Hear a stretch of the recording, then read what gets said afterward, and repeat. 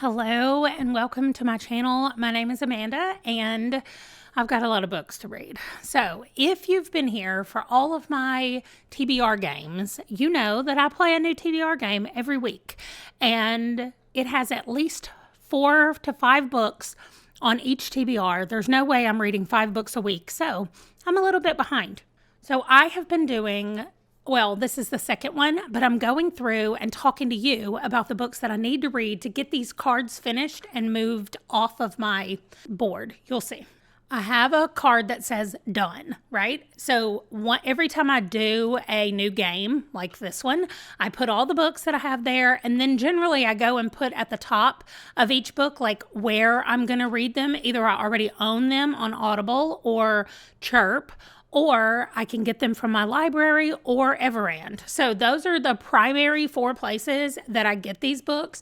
Occasionally, I'll find a Kindle book that comes with audio, but for the most part, it comes from those 4 places. And then once I finish reading them, as you can see here, I take off the top part and I put my rating.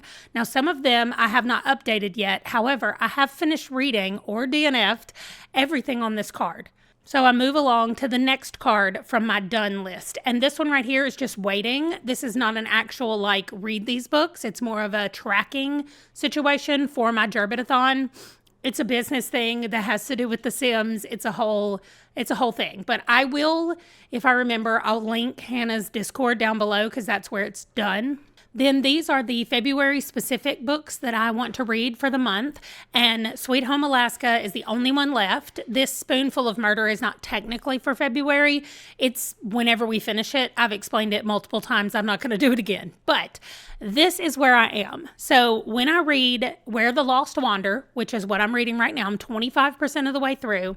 And then Sweet Home Alaska, which is next on my list, that will finish out my Gerbitathon, so I'll get to move it to done. It will also finish out my February reads, so I can move that to done, and it will finish out my TBR cards. So just reading these 2 books helps me move 3 of my cards to the done side of this thing.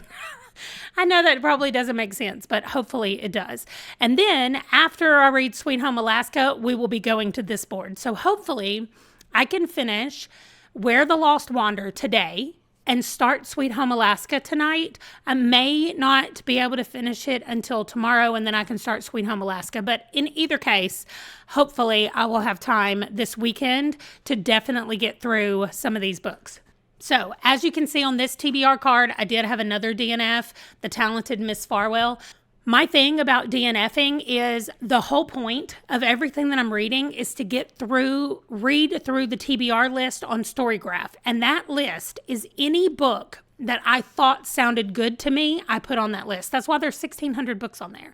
So no, I'm not going to love every one of them. I'm not even going to like every one of them. And I'm not going to force myself to like them or to finish reading them if I'm not liking them. So those are my rules. Now, let's talk about Where the Lost Wander. I am 25% of the way through. This is definitely an Oregon Trail novel. We're actually following a woman and her family. She got married to her childhood sweetheart, and before they even went on the trail, he died. So she's in her early 20s and she's a widow. She doesn't have any children, and so she's helping her mom, who just had a new baby, and all of her brothers. She doesn't have any sisters. They're all boys. But here's what is weird to me. At the very beginning of this, the very first chapter, maybe even the prologue, we find out something, and then I guess we go back in time because now we're learning about these people. But at the beginning, her baby brother was involved, and her baby brother was not even born when we started the story. So it's we got a little snippet of the end of the story, and now we're back leading our way up. I don't know. Anyway, it's really well written. I like just the relationships that everybody has. I like how well-rounded all the characters seem to be, especially so far. Like I said, I'm 27% of the way through, according to Everand. So that's it. The narrator does a really good job, I think, and I am enjoying it. So we'll see what I think about it.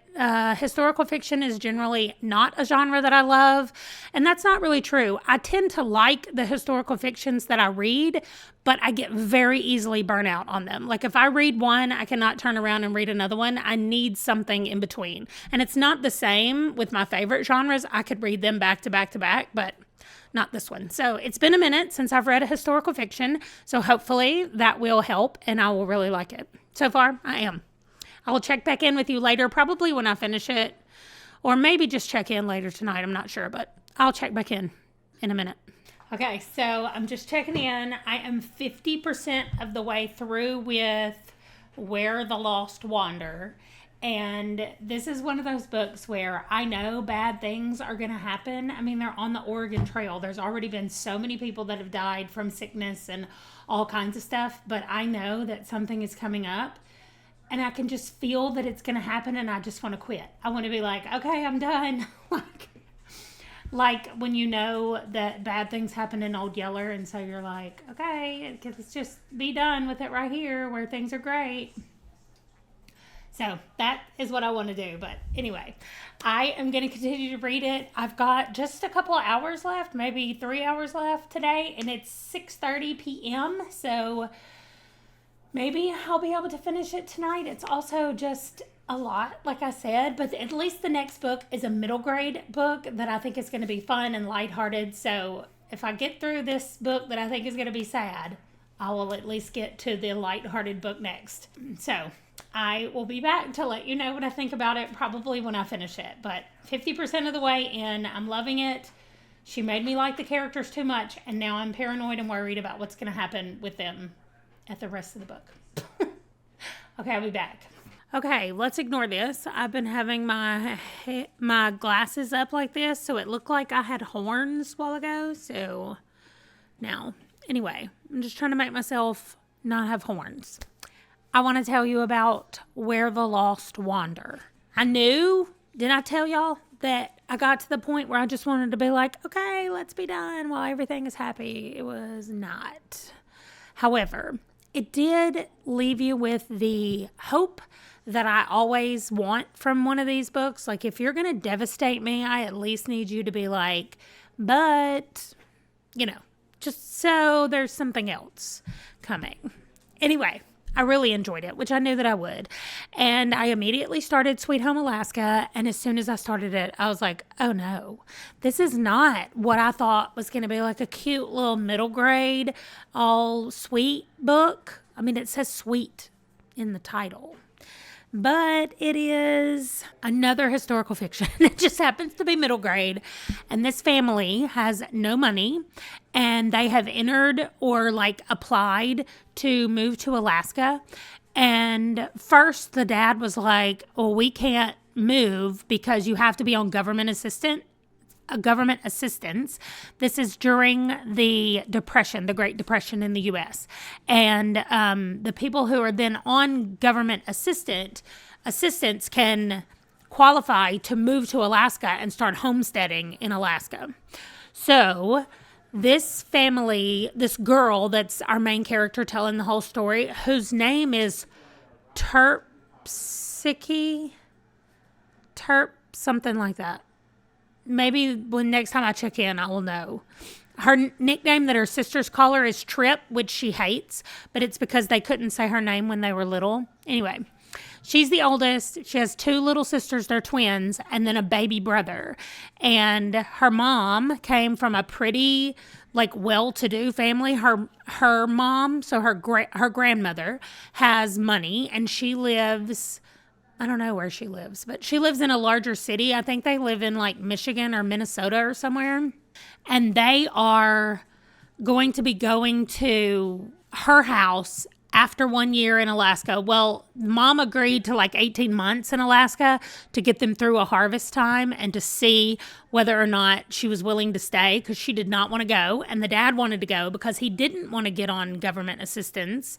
But their daughter filled out the application and went ahead and applied for assistance and filled out the application. And so they were accepted. She wanted to go because her best friend was going, and then her best friend couldn't go, and now they're gone without her. So anyway, that is all in the first 20-something% of the book, which is where I am right now.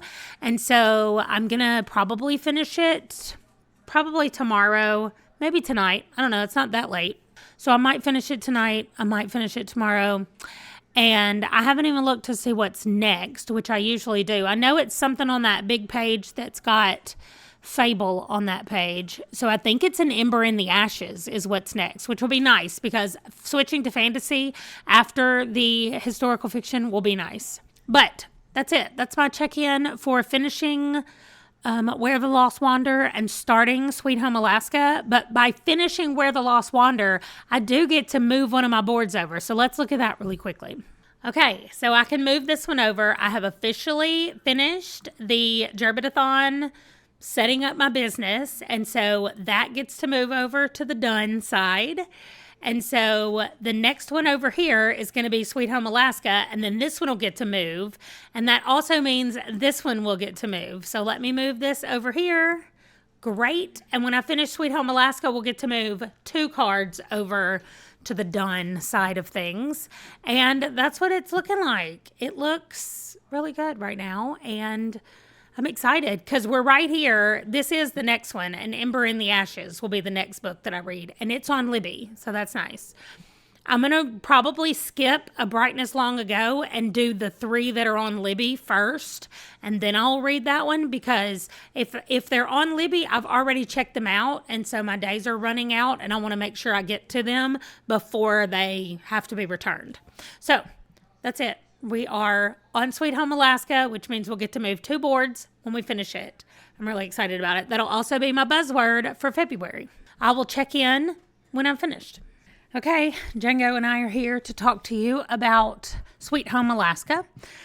I really liked it. It ended up being way more historical fiction than I was expecting, but it was still had the whimsy of a middle grade, and I really liked it. So it follows exactly what I said. It's during the Great Depression, and there was a relocation program that apparently was real. A lot of things that happened in the book really happened, and the author said that she got the inspiration to do this because her son recently bought a house, well, recently when she wrote the book, in Palmer, Alaska, and it made her start doing research about what was up there and, you know, how it came to be. So a lot of things that happened in the novel happened in real life, and I thought that was interesting. The author's note at the end gives a little bit more information about that and her connection to Native Americans and why she chose to include what she did about all of that stuff and like the Native Alaskans. So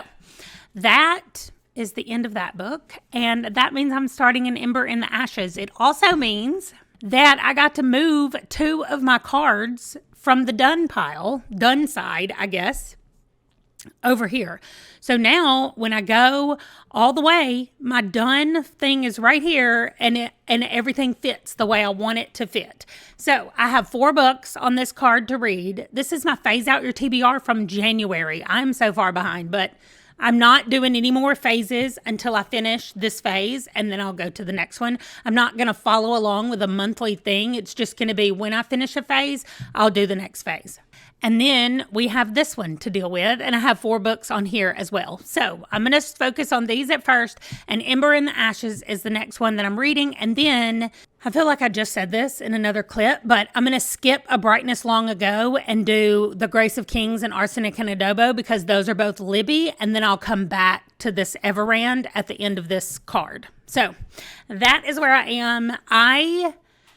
I think I'm going to update you with an Ember in the Ashes before I finish this, and then that's probably where I'll end it. However, I'm going to be going on a trip. I'm going to go see my parents, and so I've got 2 days of driving to get there, and then I've got like 3 or 4 days with them where I have almost nothing to do. I'm going to be hanging out with them, so it won't be as much reading, but then I've got 2 more days driving back. So I think I'm going to do a dedicated vlog for the first half of the trip and then another one for the second half and just see how many things I can get finished during that trip. But that's going to be coming up later. An Ember in the Ashes. Let me tell you about it. So far, I'm about 25% of the way through. We're following 2 characters. There is a training school of some kind that is government funded, or at least in league with the government. And then we've got the people who are fighting the government. So we've got the rebels. That's not what they call them, but they've got the rebel unit and they've got the government unit. And we're following a girl whose parents kind of founded the rebellion and began it years ago, and they've been killed. And then we're following a man whose mother is in charge of the school, and we're following him as he is about to graduate from the school, but he kind of wants to leave and rebel because he doesn't think that they're making the right choices for all the people. So I don't know what's going to happen. I don't know how their lives are going to become intertwined. We will have to see what happens with that. But those are the two POVs that we're following right now. It's really easy to keep up with. And so far, I really, really like it. There hasn't been like a magic system. It's more like sword fighting and that kind of stuff so far. So I don't know what's going to happen, but I really like it. So I'll check back in with you later on about An Ember in the Ashes, and that's probably where we'll end it. I will be back later. Okay, I finished An Ember in the Ashes. I loved it. I really like how it sets up what is about to come. So sometimes when you're reading a first book in a series, especially if it's a fantasy series, there's a lot of world building. There's a lot of introduction to multiple characters usually. And that we did get a lot of that in this. But I also feel like because we only focused on 2 characters, it was easy to get deep with those characters. And I feel like I knew who they were. I knew what they were trying to do. It was a little bit more difficult with Elias and his situation, and especially his relationship with some of the other students that he was in school with. I hated that there was so much like, let's not say everything that we know and then just get mad at each other about things that we're refusing to talk about. I did not like that. However, it was totally acceptable to me because of who the characters were. I feel like they would be like that. Even though I don't want them to be like that, I feel like it made sense that they would be like that. So that is it. That doesn't finish off a card, so I don't get to move any cards over. But as you saw last time, I am perfectly back where my done is on one side and my first card is on the other side of my little thing. I don't know why I decided that that's how I like to keep it, but it is. So anyway, hopefully next time I get a TBR game, I will have at least finished a couple more books that I can move over to another, so I can move another card over to the done side before I add one. But that is going to do it for this video. I am traveling, so maybe weird things are going to be happening on the channel. I'm not sure what all is going on because I haven't quite decided everything, but there's still going to be videos going up, and I think I'm going to vlog my travel while I'm gone because I really want to read as many books as I can over the 4 days of driving that we have to do. So that is going to do it then. I will see you in my next video. Thank you for watching. Bye.